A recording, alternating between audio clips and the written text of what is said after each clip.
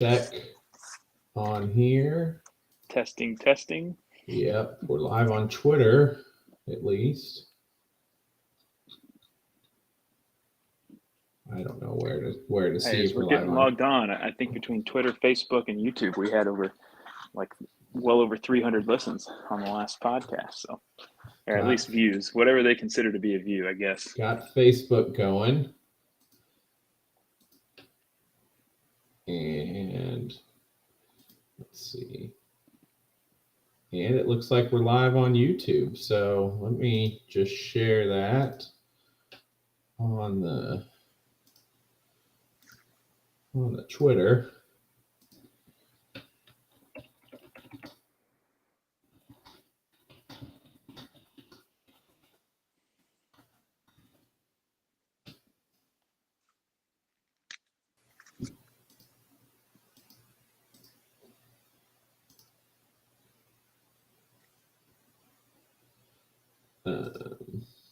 All right, so we're just gonna, now that we have it all live, we're just gonna jump on in. So, hey everybody, this is Joe Langworthy and my co-host Thomas Wolfel with episode 32 of Tailgate Talk, a six-column sports podcast. So, obviously, it's been bye week for Mizzou football, so nothing really to review, but always good to not lose a game. Um, go undefeated on the weekend, Hey, and undefeated. Yep. nothing. I knock on wood, but it sounds like I didn't hear of any arrests, which is always a good thing on the bye week. So, came out healthy from the bye week. But so Yeah. we thought we'd have a little live episode and talk about, some recruiting. I think when we were planning this, we were planning on a little bit better news that we could talk about with Mizzou football recruiting, but I think there's still a lot of good things to talk about, especially basketball. So we'll talk about basketball recruiting as well as football recruiting, and then basketball season starts a week from tomorrow. So it's time to start talking about the round ball. So but yeah, Wednesday was the Ryan Wingo day, and that did not go the way we wanted it to go. What were your To say the least. thoughts on that one? Were you following that day of, Thomas? Uh, a little bit. I know going into it, all the word. I think everybody and their mother on all these major sites. Rivals 24/7. Um, Everyone was putting in their future cast on Monday Mm-hmm. for Wingo to Mizzou, and then come Wednesday morning, there were I guess whispers that maybe that was premature. And to be honest with you, the whole way it came down, it feels almost like Wingo was doing his best to play heel Mm-hmm. the whole time. I mean, he canceled trips to other schools to go to the last two Mizzou home games, just to you know get everybody at this, it slew high. They were cheering him on, expecting him to, grab the black and gold Mizzou hat, and he didn't. So, it could turn out very well for him if he goes to tennis, or if he goes to Texas and plays well, and comes to Faroe in a few years and plays well. But also, our fans will certainly remember Mm-hmm. everything that went down if he comes to Mizzou in a couple of years and lays an egg, and we're able to beat Texas whenever that time comes. But yeah, it was a roller coaster for sure. Yeah. He's tried to downplay it since, but the rumors that he was inviting Mizzou commits to his commitment ceremony doesn't make him look the best. No. I Yeah. understand he probably did. He probably really did think he was going to commit to Mizzou when he did that, if he did that. And high school kids are famous for not really thinking things through. So I'll give him a little bit of grace on that one, but not a great look if that really happened for him to just turn around and pick Texas. And um, I think we've all seen his dad's comments to Frank Cusimano later that day, and Dad basically said, it's not over till he signs. Yeah. It's just a deal where, I mean, look, and he's got to do what he's best for him. He's, what he thinks his football career is or whatever it may be. And you're not going to fault a high school kid, even if he did screw over Mizzou recruits just to, make them look bad. But I think it's very clear that I would guess that his dad has a heavy hand in where he goes to school. And I would also guess that money talks and BS walks with that recruiting. And I would guess that probably Texas came in with a higher offer. And I mean, by the sounds of it, the dad said, hey, if you can beat them, then we could change our minds. So, to me, that's it's, I mean, now you can say that out loud. It's always happened. But now it's above board, so to speak. So you see kind of the greasiness of recruiting, but you see it very publicly this, in a situation like this. So, it's probably a little bit unfortunate, just from Wingo's perspective, because obviously I'm sure he's getting advice from a lot of different people, and I'm sure some of them have his best interest in mind, and I would bet that probably some don't. And maybe Texas is the best choice for him, but I definitely think probably the way it went about was obviously not ideal. And then having your dad go to the local news sources and just blatantly saying, hey, if we get a higher offer, we'll change our mind, is not something that a PR person would tell you to do. So even if that's what you're doing behind the scenes, that's not what you should be, laying out there. So and I think I agree with Gabe DeArmond, who said that his opinion on it is basically, if Ryan Wingo comes crawling back and says, yeah, I want to come to Mizzou, yeah, you take him. He's that kind of talent. You make room for him, but you don't spend a whole lot of resources in the meantime. No, you don't spend a whole lot of time trying to flip him. Because I think at this point they've made it clear it's a lot more about the paycheck than the relationships, based on what the coach said. So if you have a higher offer, then you reach out and say, here's our offer. But like you said, I don't think you spend 2 hours every day getting them on the phone trying to recruit them, because it's clear that is second to the amount of money he can make, which is that's his choice. I'm not. And he knows what our offer is and what we bring to the table. So it's one of those. Yeah, if he wants to come back to the table, sure, 100%. But he's committed somewhere else, and it doesn't really seem like it's the type of commitment that is going to be won over, like you said, by furthering the relationship. So don't, I don't want to say act like we're better than trying to get him to flip. We're not, but it comes a time where you got to decide where your resources go. And I think it's better spent on transfers and on, somebody else that might flip because of the relationship more than a guy like him. So or you take that money that you had for him and use that as a way to sway recruits that maybe are on the fence or have committed other places, like maybe Ohio State, out of the same city of Missouri or St. Louis, and get them to But I mean, at this point, it almost seems like it was not that much different than bidding on a house, in terms of you just put your best and final offer in, and if it's not good enough, then you just kind of move on. That's the feeling you get after kind of reading the rundown of how everything kind of happened and what's happened since. Right. And, for Missouri as a whole, I think we really wish that we had got him. It would have helped our recruiting ranking and everything, but I think we still got to remember we have the number 3 player in the country committed, who's higher ranked than him. We have some studs coming in still. I think our recruiting ranking on Rivals right now is 45th, and I think that's really hurt by the fact that we only have 15 commitments. So it's kind of one of those, I think you've told me that you've looked at it, and I haven't run the numbers or anything, but that there's only 12 guys that are absolutely gone after this year. Is that correct? Mm-hmm.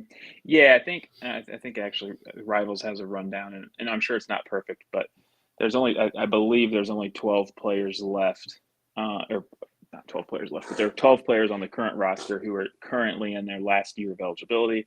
That can kind of be, to be fair, that could be a moving target with COVID years and injury years and redshirt years and all of that. But Right.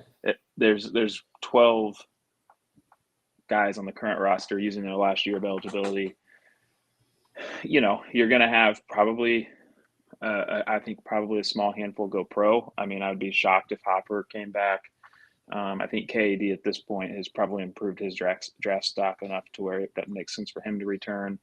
I thought for a while Rakestraw was on that path, but he's gotten bit a little bit by the injury bug, so that might kind of change the equation a little bit. But he's potentially in that boat, and we have a couple other defensive backs that could also, take off for the NFL as well. And then you've got obviously, I mean, in today's world, I just don't see how you can go into an offseason not anticipating probably 10 to 12 kids hitting the transfer portal. So right. When you do the math, I think we're probably going to have to come up with probably 30 kids total. But 8 or 10 of those are going to be transfers. Right. So you're really only looking at 5 to 7 more high school kids. Yeah. I think you got to be sitting there. I think you're going to be a little bit picky. You're going to grab a kid maybe that's below the radar. If you can get someone to flip from a different school that you're excited about, you do that. I know the offensive linemen, I think they probably want some more offensive line help in this recruiting class. I know there's a kid that was committed to Illinois that visited Missouri and then decommitted to Illinois. He hasn't made a decision yet, but something like that, a situation like that, I think is probably how you get to your 20, 22, right, somewhere in there. And then, and then you're looking at transfers. And the other thing too to think about is, the coaching staff at this point in time, they've probably got a pretty good idea of, hey, here's 5, 6 kids that we are confident are probably going to hit the portal, and they're going to be very interested in Missouri. And that those conversations are already starting to happen, whether it's directly with the parents, which is technically against the rules, but definitely you can have fairly legal conversations with, the kid's high school coach. Maybe he's a freshman in college now. You talk to the high school coach and let him know there's interest, and he hits the portal and all of a sudden he's committed. Those type of things have already started, I'm sure. And kind of how the year's gone, I think is probably helpful. So I would guess we'll probably have 8 to 10 kids come in. I wouldn't be surprised if they're young dudes that maybe picked other schools over Missouri, realized they're going to have to wait longer for playing time than they realized, or maybe just want to be closer to home. They get their free transfer. And I think those are the type of players. Or realize the school they're going to doesn't actually utilize their wide receivers very well. There you go. Yeah, you transfer to a place like Georgia and don't get used. If there was maybe a kid out of East St. Louis that went to Alabama and is an offensive lineman and turns around and looks and sees his hometown school extremely competitive, maybe he says, all right, well, I can go home and win just as many football games and get on the field quicker.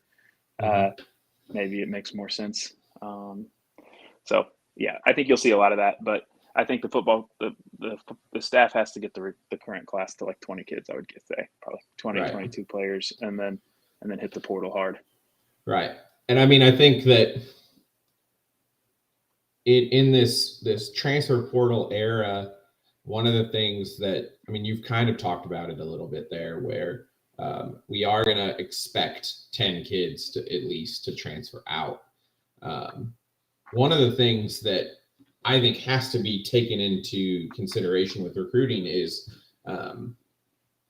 recruiting your own kids. I mean, recruiting the trying to think of a kid who's not really getting as much time as he probably thinks he should get. Like a Jamarian Wayne who's sitting, not playing a ton. Joshua Manning, who came in with a lot of hype in the wide receiver room, and he's playing, but he's not playing a ton. You know, keeping those kids here is the same as getting one of those kids in the transfer portal. Mm-hmm. So, you know, a lot of those battles, I feel like we don't even see, and we won't see because, like you said, those things are happening behind the scenes with high school coaches getting, hey, you know, what would it take to get Josh Manning to Nebraska? You know, those kind of conversations are happening, and if we keep him happy, and I don't want to say I'm using Josh Manning as a complete hypothetical. I have no inside knowledge that, you know, he's just the first guy that came to mind, but we don't see that kind of stuff happening, and we don't see that as a victory. But I think that's one of the kind of the underrated aspects of, this is going to sound weird, but hiring an offensive coordinator, because it allows Drink to take that off his plate and he can just recruit. He spends so much of his time recruiting the 85 guys that are over there in the facility.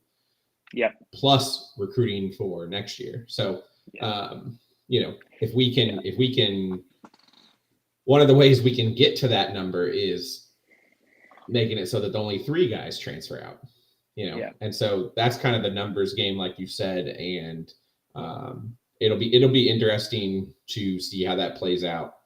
You know, that kind of hits the mainstream, or hits the stride in December, I think, is when the portal opens. When they're it's after your last game, after your last regular season game, you'll start hearing names. I think the portal might be like December 1st or something, but you'll start seeing information as soon as the final weekend is over, for sure. Yeah. And so we don't really, we've kind of alluded to it. We don't really know what the numbers are going to be. But I do think that you're right, that we do probably need to add somewhere in the range of 4 to 7 more high school kids to this class, at least. And, you know, like you said, I think some of these kids that committed last year to other programs and are freshmen, that'll be interesting. I'd almost count those as high school recruits. They got 4 years of eligibility left. But they've got a lot of eligibility left. And then you start looking at other things like, you know, Michigan might be in some trouble. There's an in-state recruit committed to Michigan, Andrew Sprague, over in Kansas City. If Harbaugh's not there, does he open things back up? And that would help with the offensive line. So there are a lot of options. And I think there's a lot of good things going on right now, and we're winning games. And then I think Drake's going to be able to sell that to recruits. So, but I also think that it's almost too late in this cycle to sell that success to these kids. I think where you see that is going to be more in the next couple years, because you can't just develop those relationships overnight. And as much as we as fans want to think it's just, you know, winning solves everything, winning really, really helps, but winning doesn't solve everything. These kids, I mean, obviously these kids care about more than just winning, or else nobody would go anywhere other than Alabama. And, you know, we've got the number 3 player in the country, and he committed before we were 7-1. So, you know, there's other things that factor in, but it is good to win, and it's good to sell that success to these future classes and to the transfers. Honestly, the transfers is where it could really help. Hey, we're 9-3 or whatever we end up. Come help us beat 11-1. 12-0. Kind of thing. You're exactly right. And I mean, I'm sure there were kids that committed to other places because they got told you can't win at Missouri, right? Now we're winning. Maybe they're not playing. They want to come. They're interested in Missouri again. Like you said, you got to recruit the current roster, all 85 guys. I think that we do have a little bit of an advantage there. I know you mentioned the wide receivers, but I mean, there's not a better example than Dominic Lovett. And of course, I say this and he'll pop 150 yards receiving on us this week, but Right. or this upcoming Saturday. But I mean, he's gone there and he's not seen much of the ball, and so you have a guy on our team like Marquise Johnson, who's probably getting information fed to him that I think he's from Texas. I'm sure A&M would love to have him. Mm-hmm. I'm sure Texas, they might not have spent quite as much time recruiting him. Now he's getting meaningful playing time for a 7-1 Missouri team. He's going to go to coach, and Drinkwitz's going to say, we got a plan to use you. Here's how we're going to do it. Look at what we've done with Burden, and look at the player that left. You got to trust us and know you're going to continue to improve. So I think that can also be to Drinkwitz's advantage is recent, because if it happened 10 years ago, the kid's not going to care.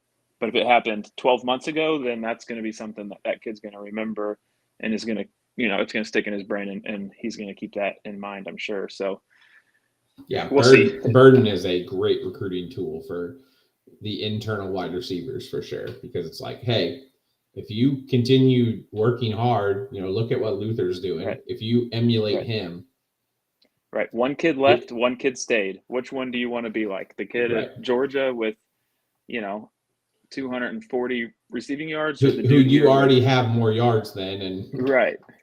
You're already outperforming. Or do you want to be the one here who's already a unanimous preseason All-American as a sophomore, staring down he'll be a first-round pick if he stays healthy after next year. Almost guaranteed. So, yeah, I mean, I think that all comes into play. Right. So, so it'll be interesting next couple of months, but I think there's a lot to be excited about, even with the kind of kick in the pants that was Wednesday from Ryan Wingo. But I think we're okay, and I think we're moving in the right direction overall. Can I be honest with you? Yeah. Things were going too well with Missouri football. It was actually kind of nice to have a speed bump, because it feels like, all right, we got that out of the way. Now let's get back to winning football games. It was an off the field speed bump. We maybe the on field performances won't have those hiccups, right? Because we're getting out of the way off the field. There you go. But yeah, so I think that's enough for football. Let's talk some basketball. We haven't done that yet. But basketball, like I said, starts a week from Monday. It starts November 6th. The Arkansas Pine Bluff. What is Arkansas Pine Bluff? What is their mascot? I have no idea. They have a logo that looks like a lion or fire or something. I have no idea. Yeah. Well, they're coming to town. Always a. They do have a basketball team. They do have a basketball team. Always a scary matchup that I bet we win by 30. Although I say that and jinx us. But yeah, so basketball season tips off November 6th, 7 p.m., Mizzou Arena. Should hopefully be more of a warm-up game on that Monday, but then Memphis comes to town Friday, so November 10th. So season kind of ramps up real quick there. Not much breathing room. And it's, I think we're playing a pretty formidable non-conference schedule, because we got Memphis that Friday, and then we play SIU Edwardsville, but then we go to Minnesota. And then Jacksonville State, South Carolina State, Loyola, Maryland, Pittsburgh, Wichita State, the Beakers of KU, Seton Hall, Illinois, Central Arkansas. So Gates did not schedule the cupcake, round table like he did last year. This is not an easy non-conference schedule. What are you thinking about that? Well, I was really surprised by that, honestly. I know Charlton Young, I think, our assistant coach, had an interview going into last year, and he made a comment about the schedule, and it was kind of along the lines of course, he was trying to say that they put together a really tough schedule last year, which, if you paid any attention, you knew that wasn't the case. But his comments were basically that you can tell how confident a coach is in their team based on the toughness of a non-conference schedule. And for, I guess, the folks listening that don't know, is football, those contracts are done 10 years in advance. Basketball, you tend to have 2 to 3 games each year that those contracts are, further out into the future. So for us, KU and Illinois. And Illinois, right. But then everything else, and then I guess also the crossover game with the or the ACC or whoever, I think it's Pitt this year, right? But you can get a pretty good idea of how confident a coach is going to be in their team based on those other non-conference games. And I think you mentioned Minnesota. Obviously, they're playing Memphis in the second game of the year. Wichita State's no slouch. Seton Hall is they can be very competitive. So it's a much tougher schedule than I would have guessed for a second-year coach that has as many transfers. I mean, obviously, he came into a situation where you just knew the first 2 to 3 years he was going to have a high volume of transfers in. Mm-hmm. And it's tough to put together a team like that. But I would say, based on the schedule, he's got some confidence in his guys. So I'm still trying to tamper expectations a little bit, just because it is his second year. He had a great first year. We've seen this with our last coach, and the second year was not near as good as the first one. Mm-hmm. But, I think this is a team with pieces, and there's no reason why, come early March, we aren't sitting there saying, hey, we have a legitimate shot at the NCAA tournament again this year. And right. Everyone wants to win a national championship. But before you can do that, you've got to start by making the NCAA tournament every year. So we'll see. It's an interesting schedule for sure. Yeah, I think it shows. I do think I agree that the talent level, the baseline of the talent level has went up. Obviously I don't think it's quite as top heavy. I don't think there's a top, a first round pick on this team like we had with Kobe Brown last year, but at least not right now. I mean, I think some of the freshmen, I think Aiden Shaw has that ability. Trent Pierce could potentially be that. Right. But nobody coming in that we are thinking is a first round pick in this next year's draft at the moment. But I do think that, you look at where some of these kids came from, some of the transfers. We have Connor Vanover, who went to Arkansas, played there for a long time, played at Oral Roberts this past year. We have Iowa State transfer Caleb Grill. We have Colorado State transfer John Tanji. I'll learn how to say his name on Monday when the PA announcer says it. And so my apologies if that was wrong. Yeah. We will correct that. But, just looking at where they came from, Tamar Bates, who, was at Indiana. I think was he the one that was at, did he go to K-State first? Right. I don't know for sure. Or did he just go to, Indiana? He's from Kansas City. That's what I was thinking. But, Indiana, Colorado State, Arkansas / Oral Roberts. They're coming from Power Iowa 5 State. programs. They're coming from better programs. Last year it was, I think, Milwaukee. Nothing against Dre Golston, but Milwaukee. I didn't know that there was a Milwaukee University. Right, Northwestern or not Northwestern, Northern Iowa. And I guess Nick Honor was from Clemson, so that was a Power 5. But and then Cleveland State. You're looking at that and you're like, they're D1 at least, I guess. But just the and these aren't kids that were riding the bench, not ever playing. Obviously, none of them were really stars.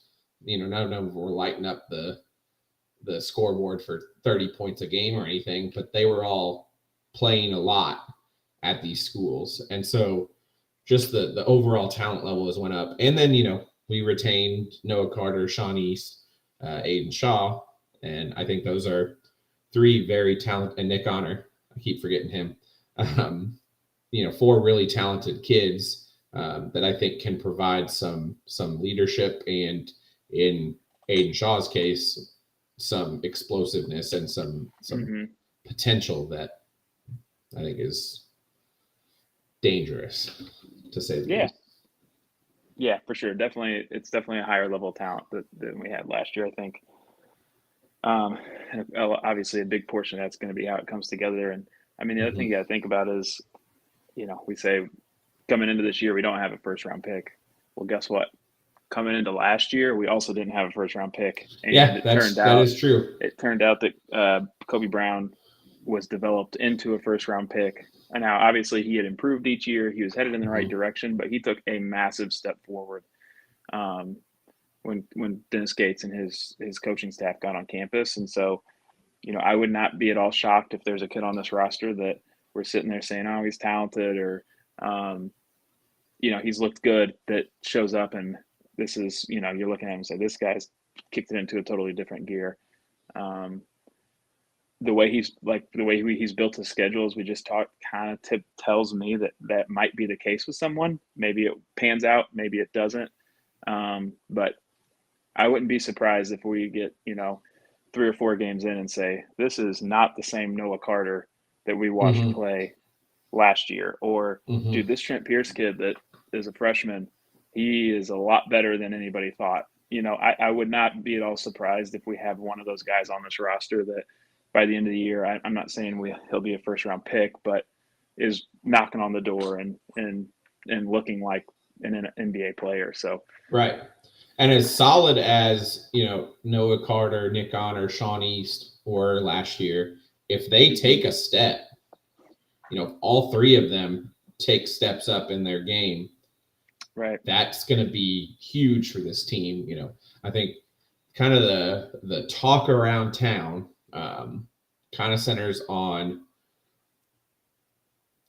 kind of two returners and 1 new kid.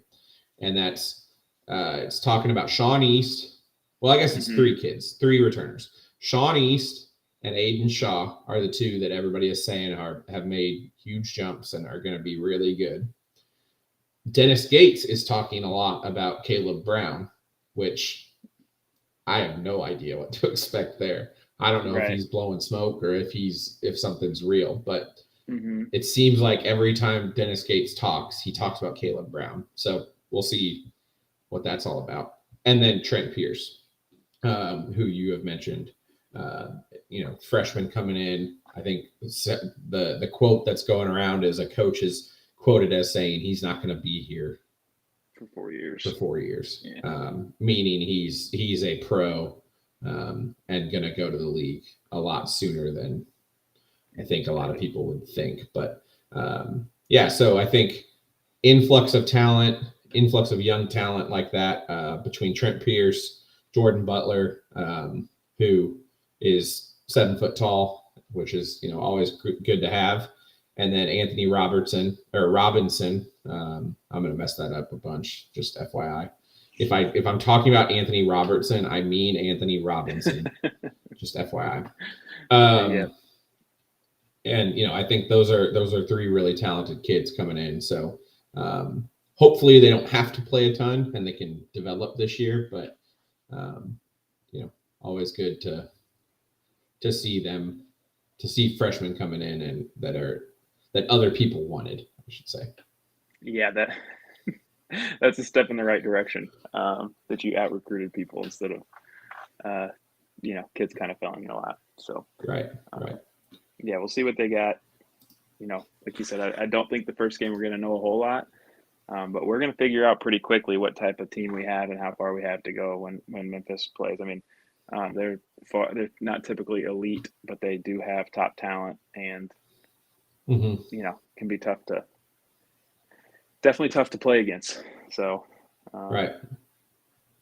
So we'll I think we're going to talk more about basketball just kind of as it happens, especially this non-conference season while football's still going on, because it is the SEC, so football is still king. We're still going to be more focused on football while it's happening, but there's only about a month of that while it's really solidly going on both at the same time. So But we'll talk more about the basketball team as it happens, and who's surprising us, and kind of review games, maybe even preview a few of the bigger games before they happen. I don't really expect us to give much of an Arkansas Pine Bluff preview, but we might preview the Memphis game a little bit in between.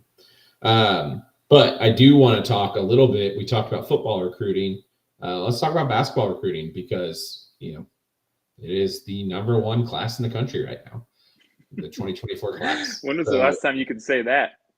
I don't remember ever being able to say that. So maybe at one point there was a time where we had some kid committed and we were the only team that had a kid committed, but I don't even think that's true. So so right now we have 5 commits. Trent Burns from Houston, 7'2" center, 4-star, not bad. We have Anor Boateng, another one whose name I'm not going to know how to pronounce until the PA guy says it. From Little Rock, Arkansas, and Arkansas did want him. I want that on the record. They're acting like they didn't really want him and they wanted to let him go, but you don't. The kid, he's top 50 in the country. Yeah, he's like top 22, and he's from Arkansas. Arkansas absolutely wanted him. Yeah, but it was one of those ones where they knew we were getting him, so they were like, "Nah, we don't want him anymore." Yeah, if they had 5 kids committed that were top, if they had five in the top 15 committed, I'd say, okay, well, maybe they didn't want him, but right. Right. I don't know if he would be the top kid in their class right now. He'd be up there. But I'm not sure he wouldn't be. So yeah, he is by far the star of the class at this point. But the fact that there's not much drop off between him and the other 5 guys. The other guys are Peyton Marshall, who is just a giant human being. I think he was committed to Auburn for a while. He's from Georgia. I think it's the Atlanta area. 6'10", 305. So just a monster inside. And he is very much a back to the basket traditional center. Yeah, he's going to show up on campus at that size, and you're going to see Drinkwitz on the sideline, and he might not be there for fun. He might be there trying to recruit the kid to the football field. Think how good you'd be as a left tackle there, Peyton. But this is a tangent, but my dad and I talk about this every time a kid like that commits to the basketball team. Why not put him in a football uniform and have him go out there on field goal block and just stand there? Just right in the middle. Yeah, or if he can move a little bit, let him play tight end, right, and let him take 5 steps and turn around and just kind of lob the ball up there. Right. But yeah, I don't know. It's something I would do, at least on the high school level. Just if I was a high school coach, no risk of injury. I'm not going to put you in unless we're within 3 yards of the end zone and on field goal block. Right. You don't even have to come to practice. You come to practice 1 time a week for a little bit of a walkthrough, and we'll show you how to put the pads on. There you go. Well, that might be the biggest problem. Finding pads that fit. Yeah. But sorry that I'm off that tangent now. Marcus Allen, who is a 6'7" forward, 4-star. I think he's going to be really good. Really strong looking kid. So I think he's going to end up being a steal of this class. I don't know why I really think that. I'm not a basketball, I don't know basketball that well, but just watching his film, I just think he's got a lot to like about him. And then Antonio Barrett, I think they call him T.O. Barrett from Oklahoma. When you get a kid from Oklahoma that has an Oklahoma offer, even in basketball, that's pretty big deal. He is the lowest rated commit in the class, but he's still a top 150 kid. So 4-star on a lot of recruiting services and 3-star on Rivals, but top 150 on basically everything. So really good class. And then there's another kid whose name I'm going to butcher. Jaden Quaintance. however you say his name. Haven't heard. He was at Kentucky this weekend. Have you heard anything? You I have haven't some heard anything. more Kentucky connections No, than I do, but I know that Kentucky I think only has one kid committed at this point in time, and the rumor is that they aren't in love with a ton of the players in that class. So, it sounded like they were going to probably try to find 2 or 3 kids and then hit the portal. There's also rumors that if Kentucky has a massive year, that they might, that Coach Cal, might call it quits. I'm not. right Don't off put me into on the record sunset. Don't put me on record on that. But they've got a kid that's on the team. He was a top kid in the class this past year, or in the class that's going to be on campus starting now.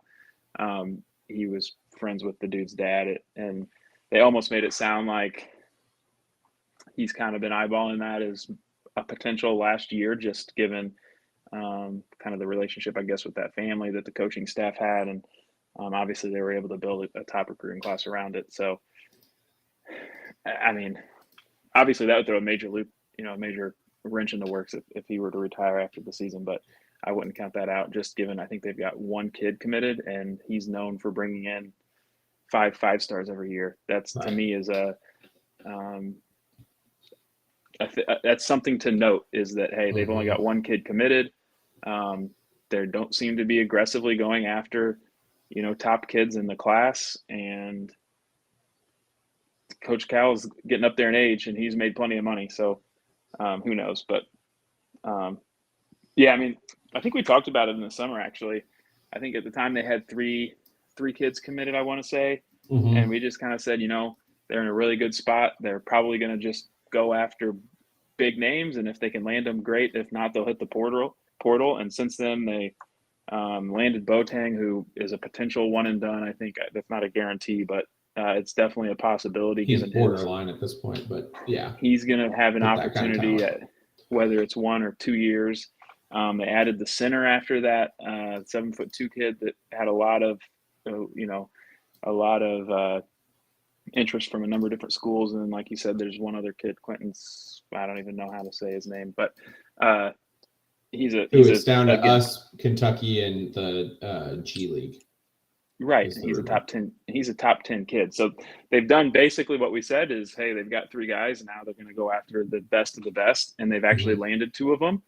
And that's why they're the top ranked recruiting class in the country. And, obviously basketball is a little different, just because sometimes you're going to have 3 kids committed, other times you're going to have 5, and that sways the rankings quite a bit. But right. I mean, this is not a situation where we've got 8 kids committed that can't play. We've got 2 or 3 kids that will definitely be able to play right away, and then a couple others that within a year or 2 should be able to contribute heavily. So it's definitely a recruiting class to be excited about. And if they land this last kid, then I think we better make sure we've got a contract ready to go for our coach, because otherwise he'll be he'll be shopping around, or get shopped around, I guess, by his agent. Right. So a lot of things to be excited about right now. Like you said, I think it was good to kind of get the obligatory kick in the pants out of the way, because everything else seems to be going so great right now. But excited that basketball is starting back up. Excited that football is where it's at. And any final thoughts before we wrap up? And hey, it's been 10 years since we've been this far into the season and not already looking forward to basketball season. And doesn't have anything to do with the basketball team. It has everything to do with the football team. So, I think it's like I'm over the moon excited about basketball, but I can't let myself even really think about it yet, because it's still football season. Yeah. I mean, and if, depending on how things go this weekend, we might be thinking about football into December. So I'm not necessarily saying that's the most likely scenario, but it's possible. And well, that's a good teaser for our Wednesday show. We're going to do another live show Wednesday at 6 p.m. Central Time. If you're listening on the East Coast like Thomas, it'll be 7. I've had to do that math a couple times. Real difficult math, but it's not so Wednesday, 6 p.m. We're going to be back on it. It'll be just a football episode. Obviously, we have probably the biggest game of the year so far. We keep saying that, but going to Georgia, playing the number 1 team in the country. So we're CBS game of the week. It's going to be awesome. And we're going to preview that. We'll have, pretty full coverage of that on Wednesday, 6 p.m. Again, live on Facebook, on YouTube, on Twitter. We have them all set up to go. So wherever you listen live, just plan to be, on your phone, on your computer, however you want to do that. Tell your wife you're, pooping or whatever, and go in the bathroom and listen. Yeah. However you can get away from your responsibilities to listen to us, make it happen. Wednesday, 6 p.m. Be there. But yeah, thank you for listening. Thank you for supporting the site. If you do support the site, if you don't, like and subscribe. Follow us on Twitter. Follow us on Facebook. Even if you don't use your Facebook, follow us on Facebook so that your parents see it, because your parents use Facebook, and their like is just as cool to us as yours is. So follow us, share our stuff. That's my plug to everybody.